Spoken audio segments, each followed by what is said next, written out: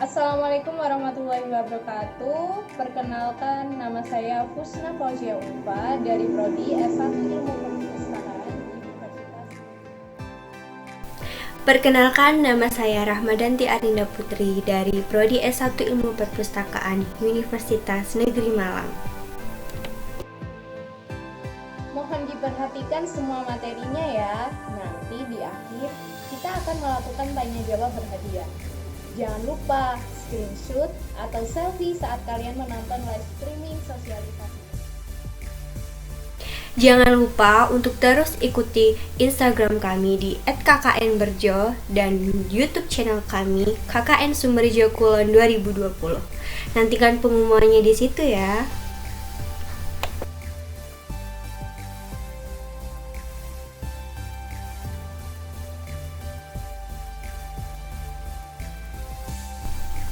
Sekarang saya akan memaparkan materi terkait inovasi produk dan pemasaran sebagai salah satu upaya untuk mengembangkan industri tahu di Desa Sumberjo Kulon.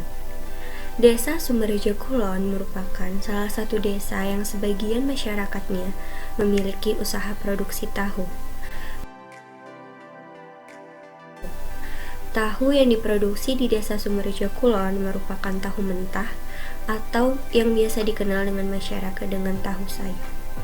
Selama ini, pengusaha tahu di Desa Sumberjo Kulon memasarkan tahunya dengan cara berjualan keliling dari desa ke desa menggunakan kendaraan pribadinya. Selain itu, metode yang digunakan oleh beberapa pengusaha yaitu dengan memasarkan produk tahunya di pasar. Ada beberapa kendala yang dirasakan oleh sebagian pengusaha tahu terkait dengan pengembangan produksi tahunya. Di antara kendala yang pertama yaitu metode pemasaran atau penjualan tahu yang digunakan oleh sebagian besar pengusaha adalah berjualan keliling dari desa ke desa. Seringkali hal itu menyebabkan pertumpukan beberapa pengusaha yang sedang memasarkan tahunya di suatu lokasi, sehingga persaingan untuk mendapatkan pembeli semakin tinggi. Selain itu, hal lain yang menjadi salah satu kendala pemasaran tahu adalah semua pengusaha di Desa Sumberjo Kulon menjual produk yang sama, yaitu tahu mentah atau sayur tanpa adanya inovasi produk sama sekali. Inovasi produk tahu merupakan salah satu upaya yang dapat dilakukan oleh beberapa pengusaha untuk mengembangkan produknya. Ada beberapa manfaat yang dapat diperoleh saat pengusaha melakukan inovasi terhadap produknya, yaitu yang pertama, dengan melakukan inovasi produk akan memberikan nilai tambah pada produk tahu yang dijual sehingga bisa menarik perhatian konsumen atau pembeli. Yang awalnya Anda menjual produk tahu dengan tahu biasa atau tahu sayur, lalu Anda melakukan inovasi terhadap tahu Anda, maka pembeli atau konsumen Anda akan penasaran atau tertarik dengan produksi tahu yang telah Anda inovasi tersebut. Yang kedua, Anda bisa menjadi pengusaha yang lebih unggul dibanding pengusaha yang lainnya. Yang ketiga, Anda juga bisa menyesuaikan tren yang sedang berkembang. Dan yang lebih penting lagi, dengan melakukan inovasi terhadap produk, Anda dapat menjangkau konsumen yang lebih luas. Beberapa inovasi produk tahu yang dapat dikembangkan oleh para pengusaha tahu diantaranya yaitu nugget tahu, keripik tahu, tahu wali, bahkan susu kedelai. Selain itu, pengusaha juga dapat melakukan inovasi produk dengan cara yang lain, tergantung dengan kreativitas dan inovasi masyarakat. Keberadaan media sosial dan teknologi yang semakin berkembang saat ini dapat dimanfaatkan oleh masyarakat untuk mencari resep atau mencari tren yang sedang berkembang di zaman sekarang. Misalnya, pengusaha dapat memanfaatkan media YouTube untuk mengetahui resep-resep mudah yang dapat digunakan untuk membantu dalam mengembangkan inovasi produknya.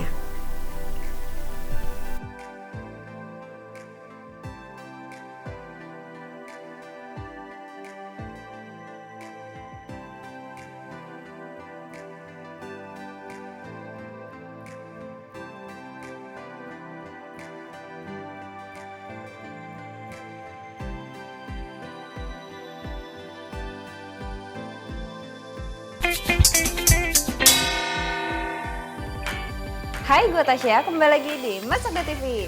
Hari ini gue mau bikin nugget tahu wortel. Gimana cara bikinnya? Langsung aja yuk.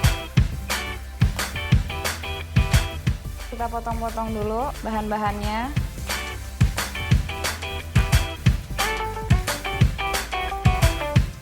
Kita potong kasar aja.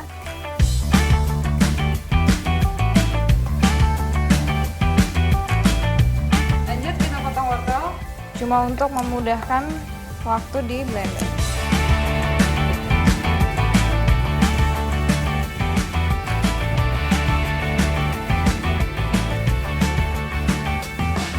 Oke, bawang merah.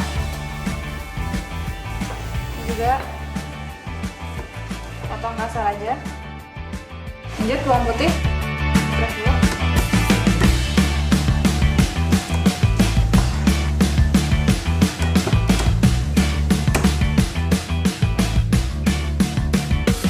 Telur,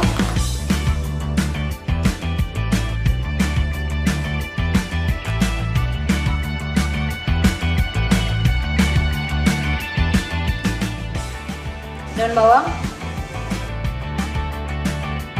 lada butir, saus tiram,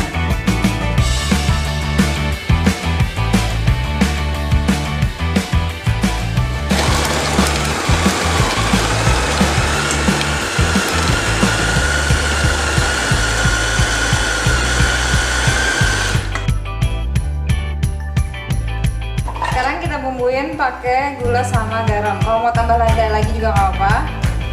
Tapi tadi udah pas.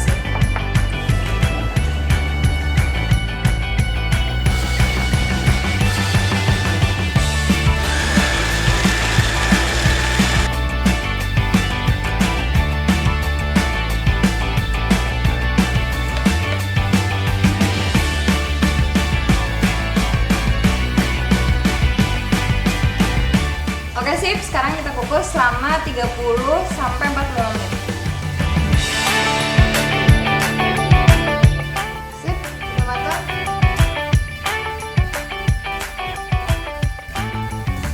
Nah ini langsung kita potong aja. Bisa juga pakai cetakan ya.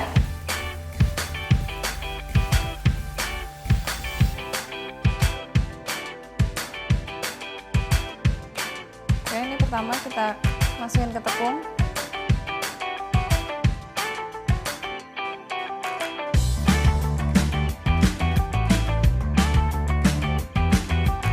Lanjut ke telur.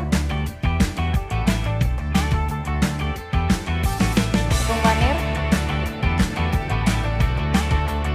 Kita gorengnya cuma sebentar, soalnya cuma buat matengin kulit luarnya aja. Soalnya tadi kan nuggetnya sendiri udah matang. Nah, kalau misalnya nuggetnya disimpan, bisa juga setelah dingin, terus digoreng setengah matang aja, tunggu dingin, ditirisin terus tunggu dingin, baru nanti masukin ke freezer. Kurang lebih bisa sekitar bulan. Oke, udah kecoklatan, bisa kita angkat. Oke, saatnya plating.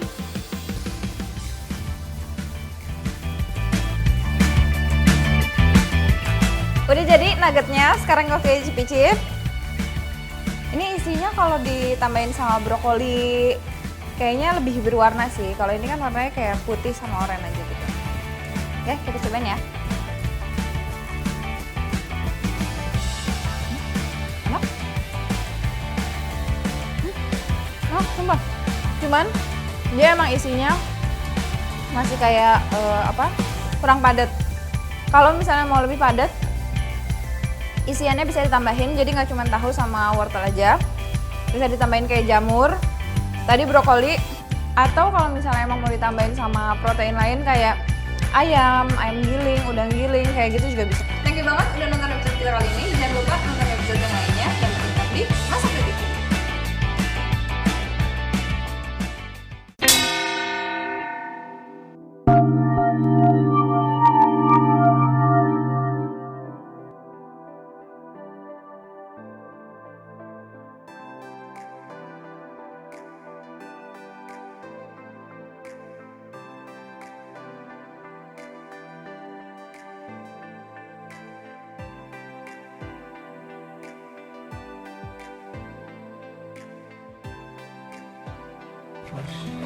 Halo semua, selamat datang di channel Sering Masak Memasak. Di video kali ini aku mau membuat keripik tahu. Ini bisa untuk ide jualan dan cara bikinnya sangat gampang banget. Bahannya juga sangat mudah dicari. Sebelum ke bahan-bahan, bagi kalian yang baru nonton video saya ucapkan salam kenal. Dan yang belum subscribe, jangan lupa di subscribe sekarang juga dan diklik tombol loncengnya untuk mendapatkan notifikasi secara gratis saat kami upload video resep terbaru.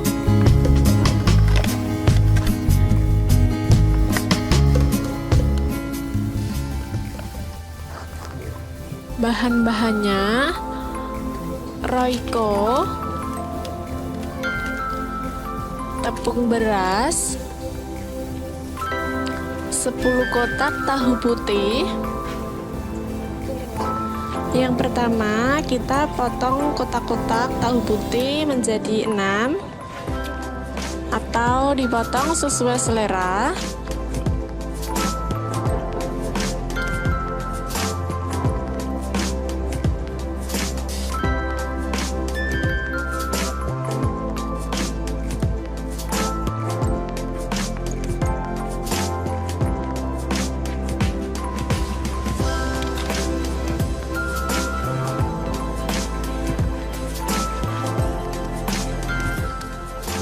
Nah, selanjutnya kita goreng hingga berwarna kecoklatan.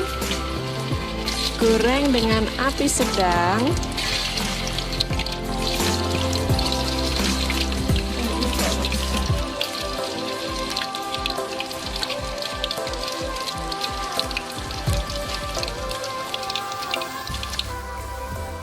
Kita bolak-balik ya agar matangnya merata.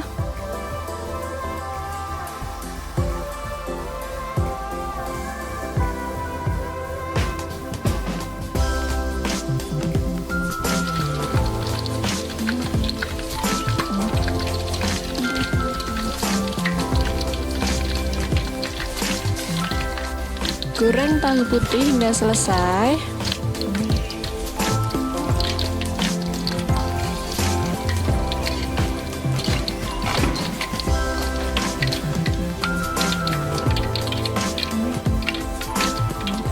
Setelah digoreng, tunggu hingga tahunya dingin. Kalau udah dingin, kita potong tahu jadi bentuk segitiga seperti ini. Kemudian dibalik dan dikeluarkan isiannya. Isiannya jangan dibuang ya bunda, bisa kita jadikan lauk, bisa ditumis atau digoreng sama tepung. Berikutnya, tuang 1 bungkus tepung beras ke dalam ember. Lalu kita tambahkan Royco.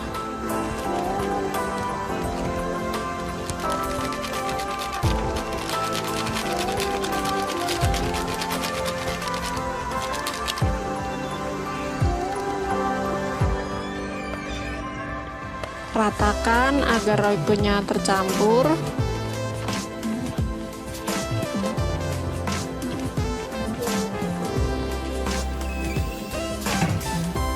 Selanjutnya kita masukkan kulit tahu ke dalam ember yang berisi tepung beras.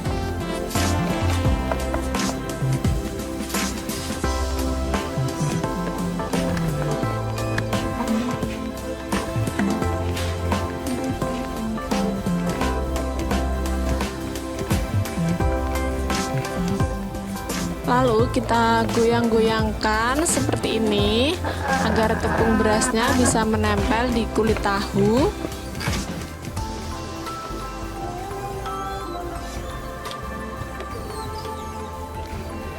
Kalau tepung berasnya dirasa masih kurang, bisa kita tambahkan lagi.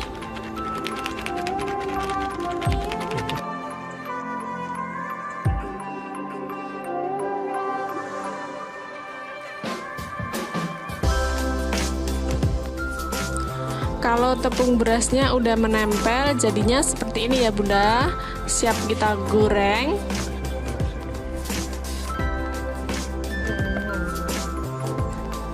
Kita goreng di minyak yang panas dengan api kecil.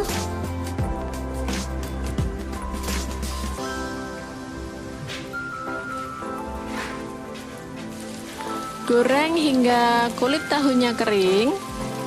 Dan menggorengnya nggak harus pakai minyak yang banyak, secukupnya aja.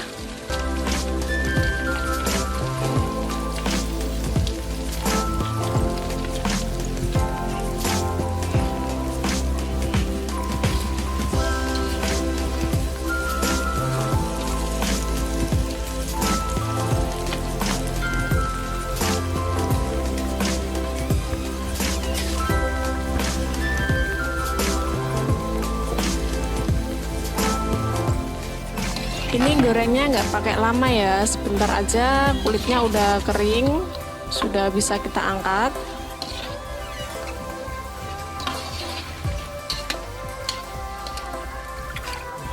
Kulit tahunya udah selesai kita goreng, tunggu hingga dingin.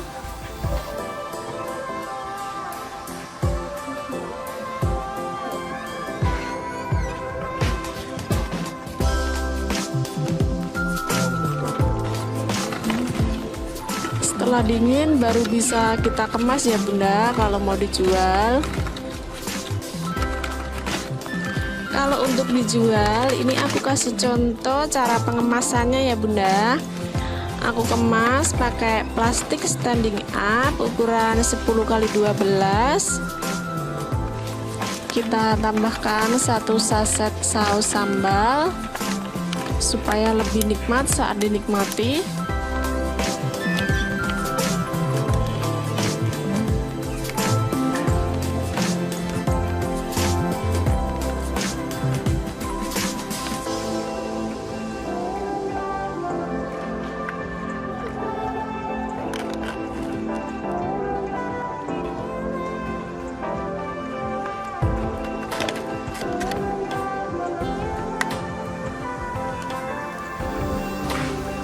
Ini rasanya gurih dan renyah banget, pokoknya top deh.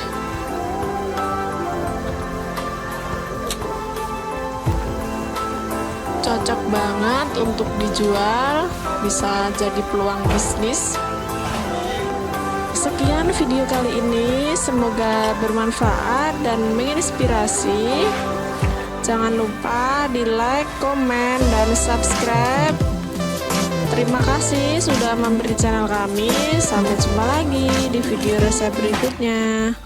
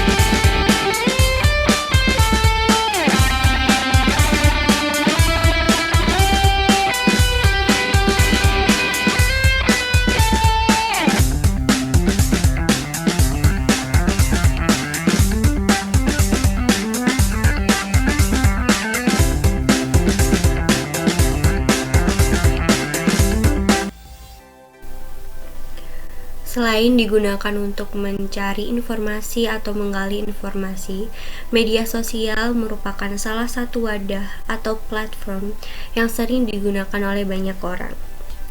Selain digunakan untuk berkomunikasi dengan sesama, media sosial juga dapat dimanfaatkan untuk melakukan kegiatan pemasaran. Facebook merupakan salah satu media sosial yang sering digunakan untuk memasarkan produk yang dimiliki.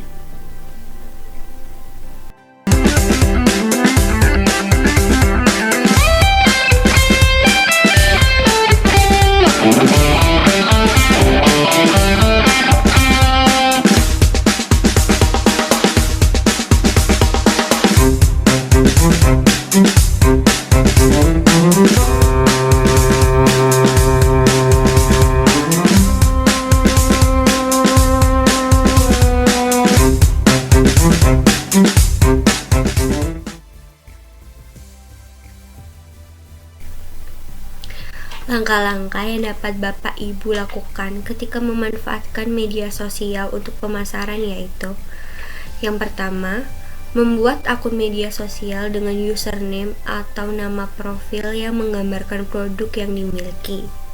Yang kedua, mendokumentasikan produk yang akan dijual melalui foto maupun video. Dan yang ketiga, mengunggah foto atau video menggunakan tulisan atau caption yang jelas, seperti mencantumkan produk, harga, dan lokasi penjual, serta mencantumkan nomor yang dapat dihubungi oleh konsumen atau pembeli. Selain itu, Anda juga dapat memanfaatkan grup diskusi pada media Facebook atau grup-grup kuliner yang ada di Facebook. Salah satunya adalah grup ngunut kuliner. Anda dapat join atau bergabung dalam grup Facebook tersebut. Di sana terlihat banyak sekali masyarakat atau pengusaha yang memposting usahanya agar mendapatkan konsumen yang lebih banyak.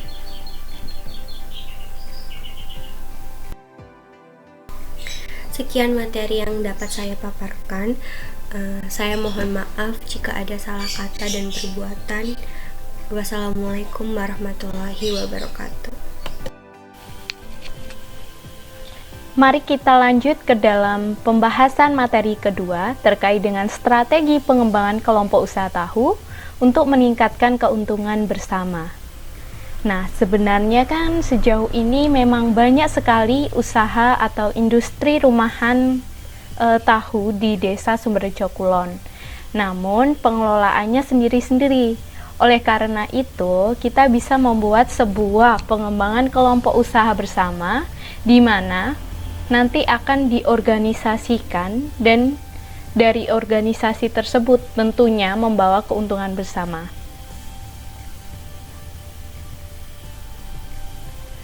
Selanjutnya, untuk kelompok usaha bersama itu sebenarnya apa sih? Nah, menurut Suprihatin, kelompok usaha bersama memiliki fungsi sebagai wadah pertemuan untuk berbagi, memecahkan masalah, serta wadah kerjasama untuk mempermudah akses modal. Terus, mengapa perlu untuk membentuk kelompok usaha bersama? Sebenarnya kelompok usaha bersama itu dibentuk karena adanya keterbatasan dari segala unit-unit industri atau usaha itu. Nah, permasalahan yang umumnya dialami pengusaha baru atau kecil itu diantaranya ada yang pertama kemampuan modal, akses informasi, dan pemasaran. Lalu, apa sih keutamaan untuk menjadi bagian dari kelompok usaha bersama? Nah, di antara manfaat yang didapatkan, yang pertama adalah relasi. Karena kita dengan adanya kelompok usaha bersama, tentunya pengelolaan tidak hanya dari kita sendiri. Nah, kedua, ada pengetahuan. Dengan adanya perkumpulan dari orang-orang atau relasi tersebut, tentunya akan terlibat diskusi. Disitulah keterlibatan diskusi akan membentuk sebuah informasi atau pengetahuan baru bagi orang lain. Yang ketiga tentunya promosi nih. Lumayan, kan bisa dapat promosi secara tidak langsung, ada promosi dari usaha-usaha kita kepada orang lain. Nah, yang keempat ini adalah kerjasama. Keterlibatan dari orang-orang yang saling percaya ini bisa membentuk sebuah kerjasama yang tentunya untuk mengembangkan usaha bersama. Nah, dari sekian dari poin 1, 2, 3, 4 ini nantinya dapat meringankan resiko usaha, apalagi untuk industri kecil ataupun pengusaha baru.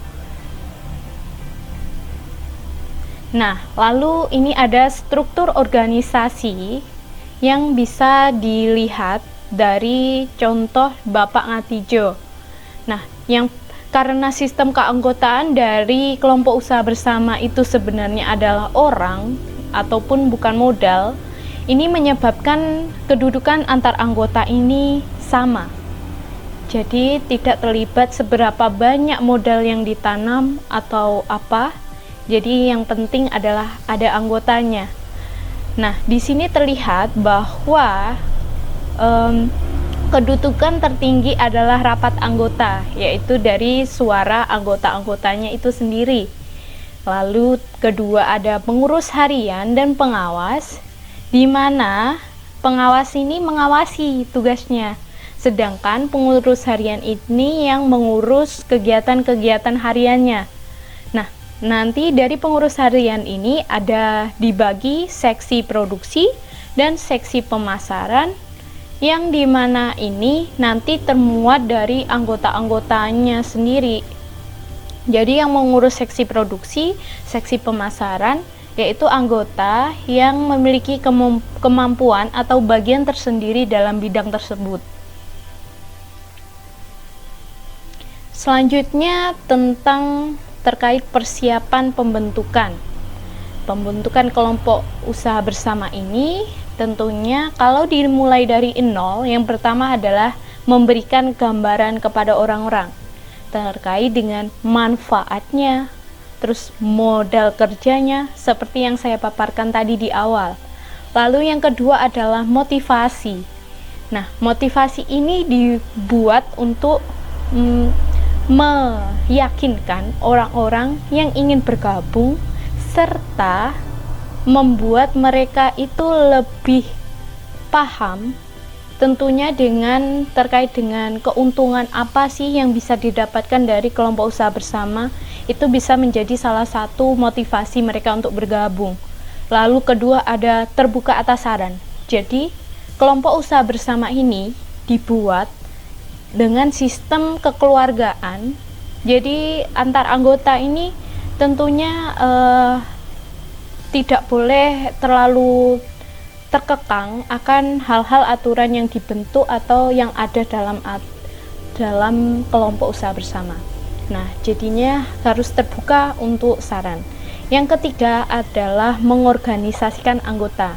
Cara mengorganisasikan anggota ini yaitu pertama dengan cara menyesuaikan kemampuan dari anggota-anggota tersebut. Jadi jika mereka lebih paham atau lebih mampu bagaimana cara memproduksi, tentunya kita masukkan kepada seksi produksi. Dan bagi mereka yang lebih ahli atau lebih paham dengan cara memasarkan, kita pasrahi mereka pada kegiatan-kegiatan terkait dengan pemasaran. Nah, yang kedua adalah bidang yang sama. Nah, ini tidak jauh berbeda dengan kemampuan. Jadi bagi mereka yang memiliki bidang yang sama, ini dikelompokkan jadi satu. Misalnya nih, karena industri kebanyakan di Desa Sumberjo Kulon adalah industri tahu, maka kelompok usaha bersamanya ini dibentuk dengan bidang yang sama, yaitu industri tahu. Nah, industri tahu pengolahan produksi dengan industri tahu olahan lanjutan ini berbeda. Makanya dibentuk kelompok usaha bersama dengan bidang yang sama atau sendiri-sendiri sesuai bidangnya. Lanjut ke tiga adalah kesepakatan. Kesepakatan ini maksudnya adalah sesuai kesepakatan awal nih. Biasanya kan sebelum masuk ditanyai mau apa atau apa sih yang ingin dikembangkan dari usaha untuk masuk dari kelompok usaha bersama. Nah, ini kesepakatan ini bisa misalnya Bapak A ini minta saya ingin ikut dari kelompok usaha bersama adalah untuk meningkatkan produktivitas saya karena alat-alat saya ini masih tradisional. Nah, dari kesepakatan ini makanya difokuskan pada seksi produksi, di mana produksi ini bagian yang pengembangan. Nah, nanti kalau udah kelompok usaha bersamanya ini besar, dibentuk seksi produksi ini ada sendiri-sendiri, pengembangan alat, pengembangan apa atau apa. Lalu lanjut ke dalam pembahasan persiapan lanjutan. Setelah adanya pengorganisasian anggota, kita tidak hanya berhenti di situ, karena nanti tidak ada yang menguatkan ikatan antara satu anggota dengan yang lain. Nah, itulah kenapa dibutuhkan perumusan atau penguatan aturan. Jadi yang belum ada aturan nanti dirumuskan, sedangkan yang sudah ada itu dikuatkan. Nah, ini sesuai kondisi yang pertama. Jadi sesuai kondisi bagaimana kelompok usaha bersama itu dibentuk. Kalau kelompok usaha bersamanya itu dibentuk sejak dulu, itu bisa disesuaikan dengan evaluasi-evaluasi yang pernah dilakukan. Lalu yang kedua adalah sesuai kesepakatan. Kesepakatan ini adalah maksudnya kesepakatan bersama, tidak jauh berbeda dengan waktu rapat anggota. Lalu yang ketiga adalah mengikat namun tidak mengekang. Nah, ini aturan dibuat itu untuk mengikat namun tidak mengekang sehingga saling enak dengan anggota lain. Nah, yang kelima berlandaskan keadilan dan keuntungan bersama. Jadi aturan itu diusahakan seadil-adilnya untuk peningkatan keuntungan bersama. Lanjut kepada persiapan lanjutan berupa kegiatan. Nah, di sini bagi yang sudah ada kelompok usaha bersama yang sudah berjalan nih, tinggal melakukan pengembangan kegiatan. Namun yang belum dimulai dari awal dulu dengan mempersiapkan kira-kira kegiatan apa nih yang sesuai untuk kelompok usahanya. Lalu kegiatan ini dibuat bagian kelompok rutin, juga kegiatan periodikal. Nah, kegiatan rutin itu diantaranya seharusnya adalah adanya evaluasi. Ini penting sekali untuk sebuah kelompok atau organisasi untuk menyamakan persepsi dan menindaklanjuti segera apa masalah yang sedang ada atau telah ada dalam setiap individu atau setiap seksi. Nah, kegiatan periodikal ini bisa dilakukan sesuai kegiatan hari-hari tertentu atau acara-acara tertentu. Misalnya pada waktu Agustusan. Nah, Agustusan ini biasanya kan melakukan karnaval. Nah, kegiatannya ini bisa diagendakan sebagai kegiatan ikut karnaval sekaligus untuk promosi dari produk-produk usaha yang ada di kelompok usaha bersama ini. Lalu selanjutnya adalah persiapan untuk membentuk jaringan usaha. Jadi untuk pengembangan jaringan usaha ini bisa dilakukan dari kita sendiri yang berangkat untuk menjemput bola istilahnya, atau dari orang lain yang datang untuk membentuk mitra dengan kita. Nah, ini bisa kita lakukan dengan cara yang pertama sering mengikuti sosialisasi, yang kedua juga nanti sering ikut seminar. Seminar ini biasanya dibentuk oleh lembaga-lembaga pendidikan. Itu biasanya tidak jauh juga dari kegiatan-kegiatan terkait dengan kewirausahaan. Lalu yang ketiga adalah kerjasama dengan bidang lain yang masih berhubungan. Nah, ini maksudnya adalah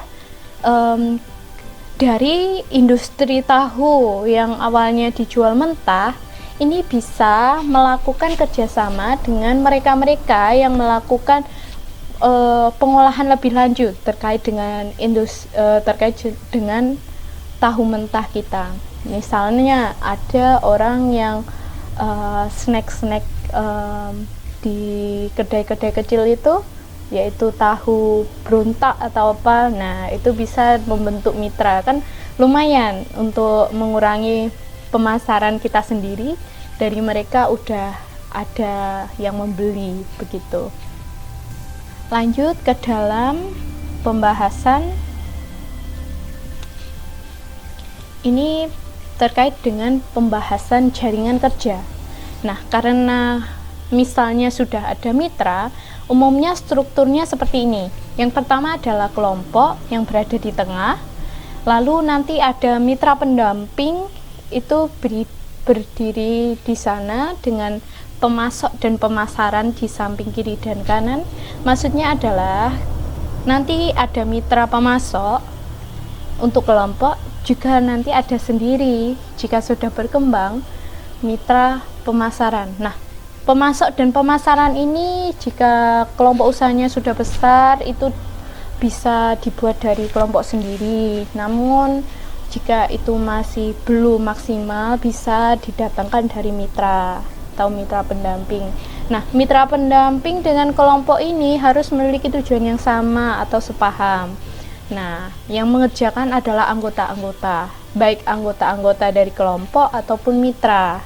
Jadi tujuan dari mitra dengan kita itu kalau sepakat kita jalankan dan tentunya tujuannya sama-sama untuk mendapatkan keuntungan.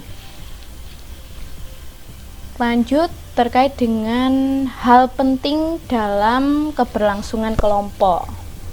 Hal penting dalam keberlangsungan kelompok ini diantaranya adalah dalam menghadapi masalah.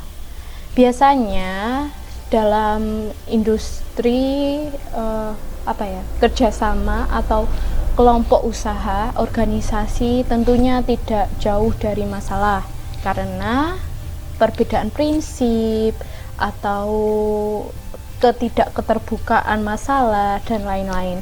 Nah, cara untuk menghadapi masalah itu setidaknya adalah satu, adanya komunikasi aktif antar anggota. Yang kedua adalah terbuka atas masalah, tidak dipendam sendiri. Yang ketiga adalah tanggung jawab. Tanggung jawab ini adalah tanggung jawab per setiap anggotanya itu bagaimana. Jadi yang ketiga adalah yang keempat adalah evaluasi. Nah, evaluasi ini adalah yang paling penting karena evaluasi ini dilakukan dengan rapat biasanya kan. Nah, dari rapat itu nanti kita bisa mendiskusikan masalah apa yang sedang terjadi. Nah, untuk membuat atau untuk menghasilkan kesepakatan. Kesepakatan ini bisa sebuah aturan atau penyelesaian masalah itu sendiri. Nah, nanti struktur dari menghadapi masalah itu tentunya ada evaluasi, terus research itu ada penelitian atau melihat mencari sumber informasi yang terkait lalu disatukan dengan kesepakatan untuk diselesaikan seperti bagan yang seperti itu, sirkul. Lanjut ke kegiatan usaha. Nah, kegiatan usaha yang umumnya ada dalam kegiatan usaha industri tahu adalah yang pertama adalah produksi dan yang kedua adalah pemasaran. Saya lihat di sini masih ada masalah-masalah yang terjadi. Di antaranya produksi itu adalah produksinya yang lama serta upah dari karyawannya. Lalu untuk pemasarannya sendiri adalah sempitnya atau berkurangnya tempat pasar kita karena banyaknya usaha-usaha atau pengusaha lain yang bergerak di bidang yang sama. Nah, mirisnya itu adalah teman-teman yang satu desa yang juga memiliki usaha yang sama. Jadi alangkah baiknya jika diakurkan dengan cara membentuk sebuah kelompok usaha bersama. Di antara kegiatan yang saya kira bisa masuk adalah yang pertama adalah pengadaan bahan baku. Nah, selama ini kan seringkali masih banyak orang-orang yang mengadakan bahan baku sendiri.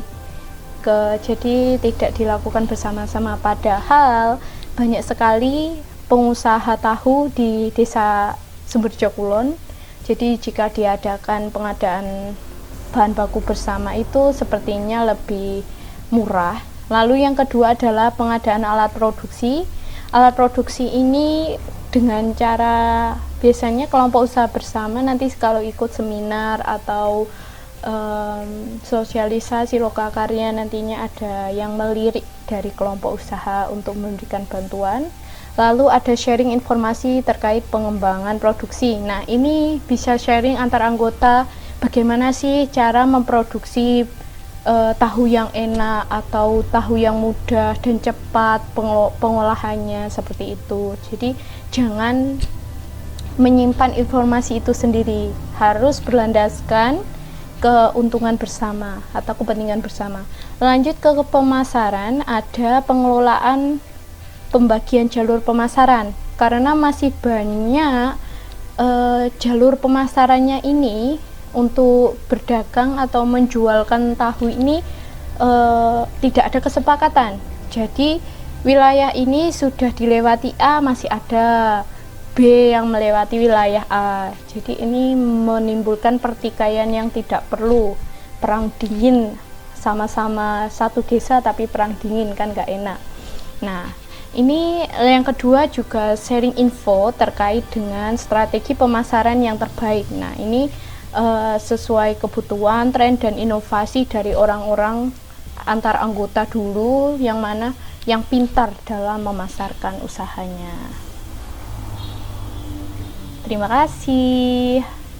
Jadi itu saja. Kalau ada pertanyaan silakan disampaikan melalui link Google Drive di bawah.